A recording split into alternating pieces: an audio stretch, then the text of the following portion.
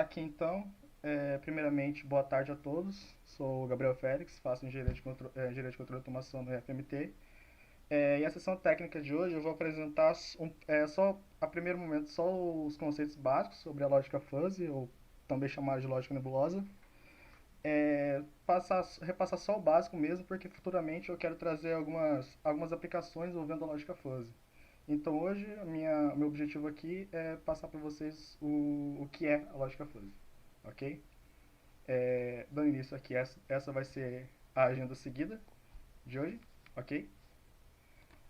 Começando com uma breve introdução, só um breve comparativo sobre a nossa lógica clássica, a lógica booleana, que nós temos em comparação com a lógica fuzzy. É que a lógica fuzzy a gente pode considerar ela como não como uma evolução, mas como talvez uma ramificação da lógica booleana. Porque enquanto a lógica booleana nós seguimos aquele padrão de verdadeiro ou falso, a gente só tem dois estados, certo? Ou é verdadeiro ou é falso, ou é zero ou é um, certo? Ele admite apenas dois estados. Ou ele é totalmente verdadeiro ou ele é totalmente falso, seguindo uma determinada condição. Vamos supor, é, se nós fizermos um sistema de controle de operacionamento de ar-condicionado para chegar a uma determinada temperatura, acionar o ar-condicionado, vamos supor, quando a temperatura atingir 30 graus, o ar-condicionado vai ser acionado. Quando atingir exatamente 30 graus, o ar-condicionado vai ser acionado. Nem 29,9, nem 30,1 o ar-condicionado vai ser acionado. Vai ser lá em exatamente 30 graus. Ou seja, ele é ou totalmente verdadeiro ou é totalmente falso. Seguindo aqui na lógica fuzzy, ela não é extremista assim como a lógica booleana. Ela tem o conceito de verdadeiro ou falso, só que ela admite outros valores intermediários. Vamos supor, ela pode ser totalmente verdadeira, como pode também ser totalmente falsa, mas ela admite outros valores, como parcialmente verdadeiro ou parcialmente falso. Assim você consegue ter um intermediário ali entre eles, certo? Aqui é só um breve comparativo entre eles. Seguindo um pouco da história da lógica fuzzy, certo? É, a primeiro momento ela foi desenvolvida pelo polonês Jan Lukaszewski, desculpa a pronúncia, em 1920, que na verdade não foi a lógica fuzzy em si, mas ela começou a ser desenvolvida implementando que foram começados a ser implementados os chamados graus de pertinência. Eu vou explicar um pouquinho mais para frente o que são eles. E só lá em meados de 1965 que a primeira publicação sobre a lógica fuzzy foi realmente lançada pelo autor é, Asker Zadin, que foi a primeira publicação lançada sobre fuzzy, onde ele pegou esses graus de pertinência que já tinham sido estudados anteriormente e aliou isso à lógica booleana. Assim surgiu a lógica fuzzy, certo? Basicamente, isso aqui é uma breve história da lógica fuzzy. E como a gente pode definir ela? Bom, a gente expressa essa lógica por meio de variáveis linguísticas. Como assim? Assim como tá escrito aqui no exemplo, ela pode ser muito verdadeiro, ela pode ser verdadeiro, pouco falso, falso ou muito falso. Nós determinamos essa variável. Você pode ver que ela se aproxima um pouco da nossa mentalidade, do raciocínio humano. Porque em algumas situações nós precisamos que a máquina tenha um pouco do nosso raciocínio, por assim dizer. Então através de uma maneira linguística, nós pegamos essas variáveis que nós determinamos, transformamos em valores numéricos entre zero e um, não só zero e um, mas infinitos valores entre zero e um, certo? Assim a gente consegue atribuir para o computador um pouco do nosso raciocínio. E assim como diz aqui, visa a modelagem computacional de raciocínios vagos ou imprecisos. Assim como eu acabei de dizer, em situações onde nós precisamos ter um raciocínio um pouco vago, um raciocínio um pouco preciso da situação, nós usamos a lógica fuzzy. Seria como exemplo eu perguntar para vocês o que seria alto, o que seria baixo, o que seria frio, o que seria calor, o quanto uma pessoa é velha ou quanto uma pessoa é jovem, certo? Não existe uma definição exata para isso. Uma pessoa de 20 anos pode ser tanto considerada uma pessoa jovem quanto uma pessoa adulta. Isso vai muito do raciocínio de uma pessoa, isso vai muito do que você considera como jovem, velho, adulto, certo? Você que define esse grau de idade, digamos assim, certo? Ou seja, é totalmente impreciso dizer que uma pessoa é jovem, que uma pessoa é adulta ou que uma pessoa é velha.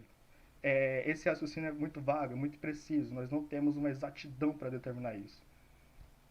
Vai muito do critério de cada um. E assim nós podemos usar a lógica fuzzy, a gente pode atribuir essas variáveis linguísticas que mais tarde vão ser transformadas em valores numéricos. Isso vai ficar um pouco mais claro adiante.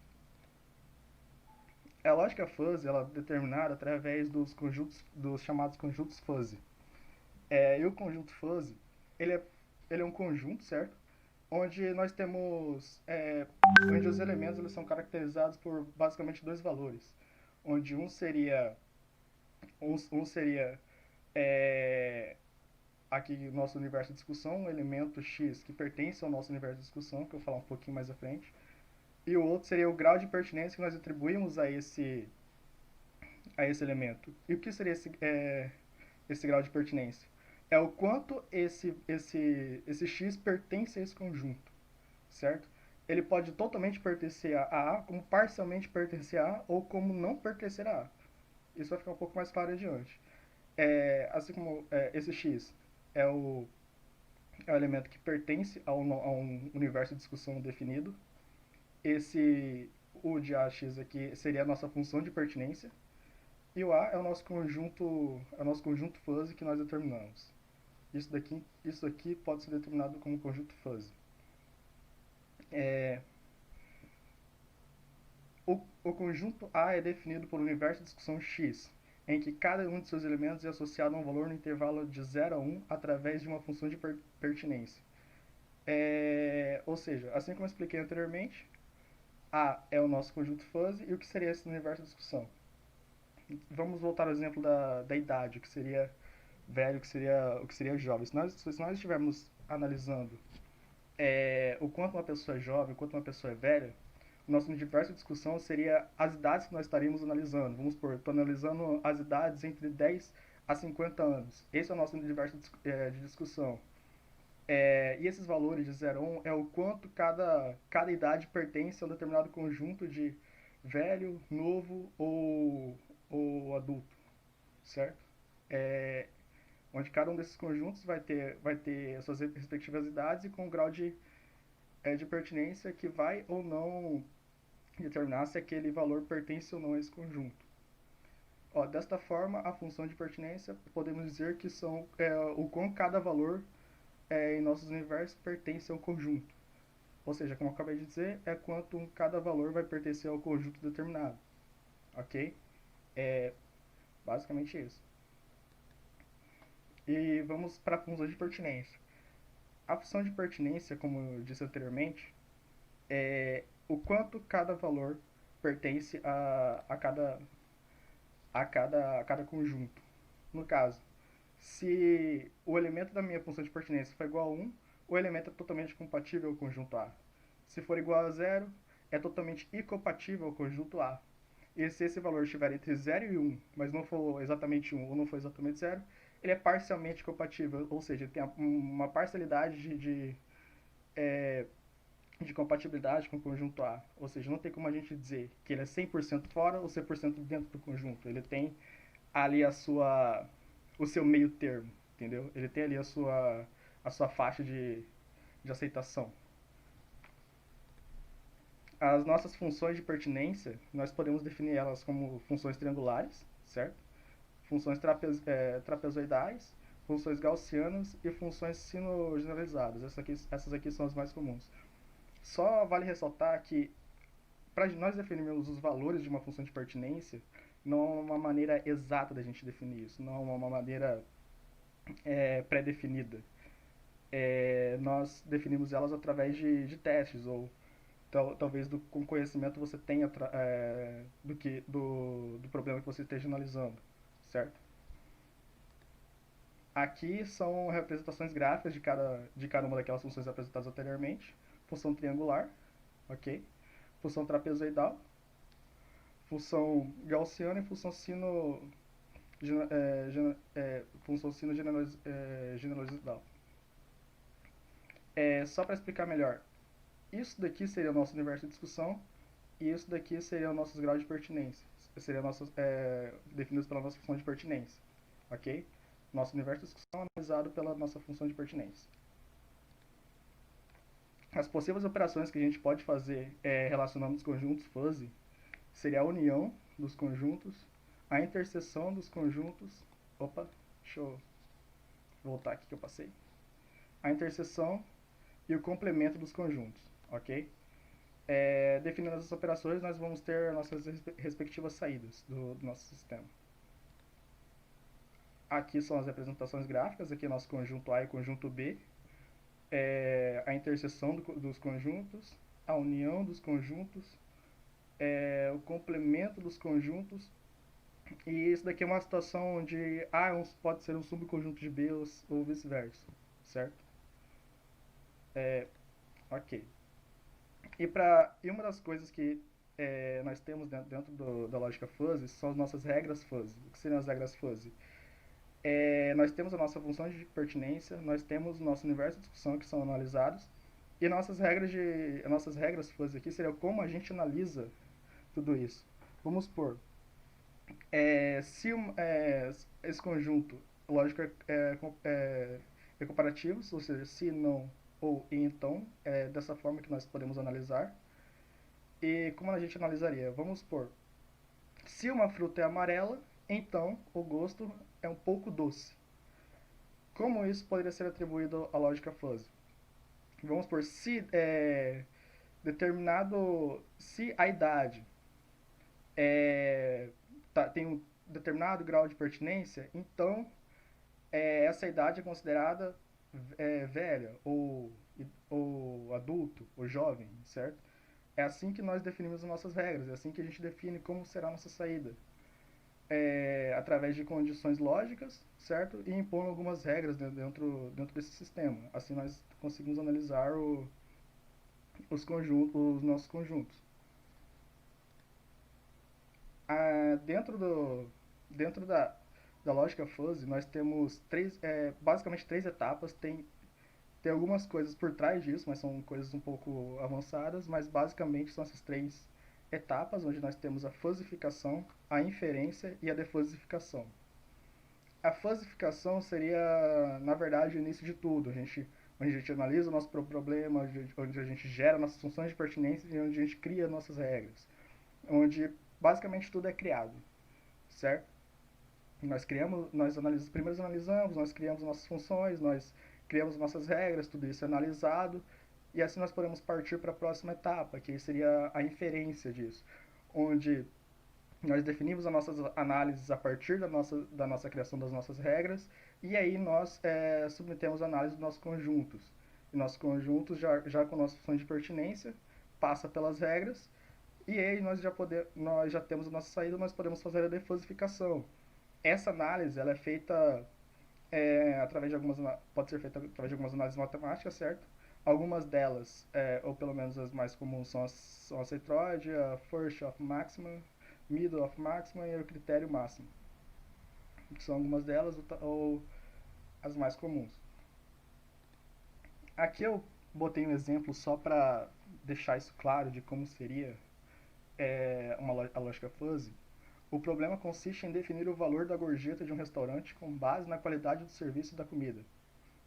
Ou seja, isso é muito subjetivo. Como que você vai definir quanto de gorjeta que você vai dar para o restaurante e você vai analisar o serviço e a comida. Como você analisa? O serviço pode ser bom, pode ser ruim, pode ser péssimo, a comida pode ser boa, pode ser ruim, pode ser péssima. Esses conceitos são muito subjetivos, são muito nebulosos, por assim dizer. Sendo assim, o nosso universo se nós analisarmos a nossa entrada como a qualidade da comida e a qualidade do serviço, o nosso universo de discussão seria um intervalo entre 0 a 10, que talvez seria as notas que nós pudéssemos dar, e o conjunto difuso, que seriam as nossas variáveis linguística, certo? Seria a comida ser péssima, ser comível, ou seja, ela ser na média, ou ela ser deliciosa, ela ser acima da média, ela ser muito boa. A qualidade do nosso serviço. Da mesma forma que o anterior, nós poderíamos atribuir uma nota de 0 a 10, seria o nosso universo de discussão, e o conjunto seria um serviço ruim, um serviço aceitável, que seria dentro da média, e um serviço excelente. Ok? Essas são as nossas entradas. E qual seria a saída? A saída é a gorjeta que vai ser dada ao restaurante. Pode ser de 0 a 25%, esse seria o nosso universo de discussão, e o conjunto difuso, que seria baixa, média e alta. E quais são essas regras para nós decidirmos isso? Seria se a comida foi excelente, se a comida foi excelente ou a comida estava deliciosa, então a gorjeta deve ser alta. Se o serviço foi aceitável, então a gorjeta deve ser média. Se o serviço foi ruim e a comida estava péssima, então a gorjeta deve ser baixa. Aplicando essas regras,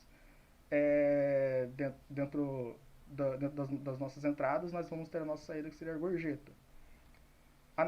Analisando graficamente isso, nós temos aqui a nossa comida, nosso serviço e nossa gorjeta, certo? Dado a entrada, nós vamos ter a nossa saída. Aqui nós podemos analisar que a nota que ele deu para a comida foi 3.8, 3.9, alguma coisa assim, seria aqui, ok? Essa aqui foi a nota que ele deu para... Só um minuto. Vai ser aqui. Foi a nota que ele deu para a comida. A nota que ele deu para o serviço foi 9.4, ou algo mais ou menos nessa faixa. Então, a gente pode ver que a comida foi comível, certo? Estava aceitável dentro dos nossos parâmetros, como a gente pode ver aqui. E o nosso serviço ele foi excelente, foi ótimo. Ou seja, a nossa gorjeta está na faixa alta aqui, como a gente pode ver, certo? Dentro das nossas entradas, nós temos a nossa saída. Claro que teve todo um cálculo aqui por trás, mas para exemplificar e deixar isso o mais simples possível, eu preferi mostrar só graficamente como seria isso. Esse exemplo foi feito pelo Pistori, e na verdade ele fez isso com base no exemplo que já tinha através de uma biblioteca. Essa biblioteca era da linguagem Python, se eu não me engano é Scikit-Fuzzy, é uma biblioteca do Python que ele fez isso daqui através de um programa que já tinha na biblioteca. Ele fez baseado naquilo e traduziu o que estava na biblioteca. E assim ele obteve esses resultados, ok? Basicamente é isso. Essas são as minhas referências. E muito obrigado. Alguma pergunta?